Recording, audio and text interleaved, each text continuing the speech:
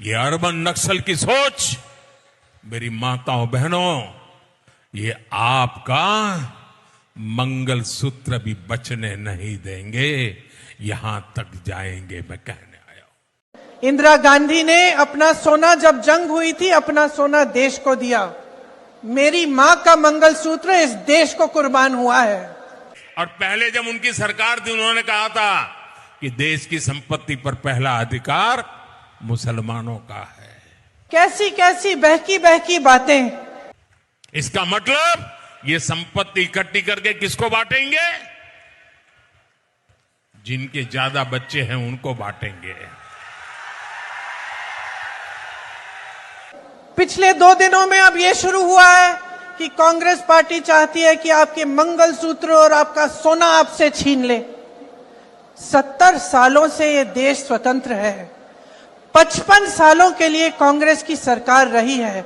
किसी ने आपसे सोना छीना, आपके मंगलसूत्र छीने? इंदिरा गांधी ने अपना सोना, जब जंग हुई थी, अपना सोना देश को दिया। मेरी मां का मंगलसूत्र इस देश को कुर्बान हुआ है। घुसपैठियों को बांटेंगे? क्या आपकी मेहनत की कमाई का पैसा घुसपैठियों को दिया जाएगा? और अगर मोदी जी मंगलसूत्र का महत्व समझते तो वो ऐसी अनैतिक बातें नहीं करते।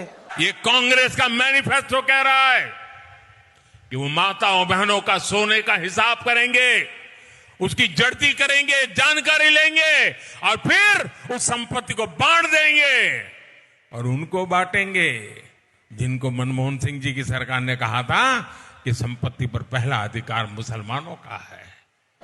किसान पर कर्ज चढ़ता है तो उसकी पत्नी अपने मंगलसूत्र को गिरवी रखती है।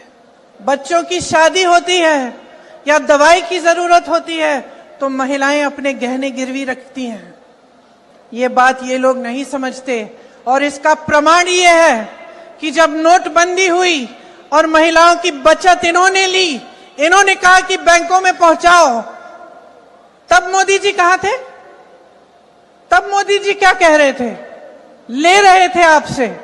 मणिपुर में एक जवान की बीवी को का वस्त्र हरण करके पूरे देश के सामने चलाया। मोदी जी चुप थे, कुछ नहीं बोले। उसके मंगलसूत्र के बारे में नहीं सोचा उन्होंने। जब देश में उन्होंने कहा कि कल से लॉकडाउन हो जाएगा और सारे मजदूर पूरे देश भर से, बेंगलोर से भी, यूपी, बिहार, अलग अलग जगहों में पैदल निकले क्योंकि इन्होंने ट्रेनें बंद कर दी, बस बंद कर दी। तब जब खाना नहीं मिल रहा था शहरों में, जब कोई चारा नहीं था, तो महिलाओं ने अपने गहने, अपनी बचत गिरवी रखी। तब मोदी जी कहां थे? किसान आंदोलन हुआ, 600 किसान शहीद हुए। उनकी विधवाओं के मंगलसूत्र के बारे में सोचा मोदी जी ने? पलक नहीं झपकाई उन्होंने। और आज चुनाव के लिए, वोटों के लिए महिलाओं को ऐसी बातें कर रहे हैं, डरा रहे हैं ताकि डर के वो वोट दें। शर्म आनी चाहिए उनको, शर्म आनी चाहिए।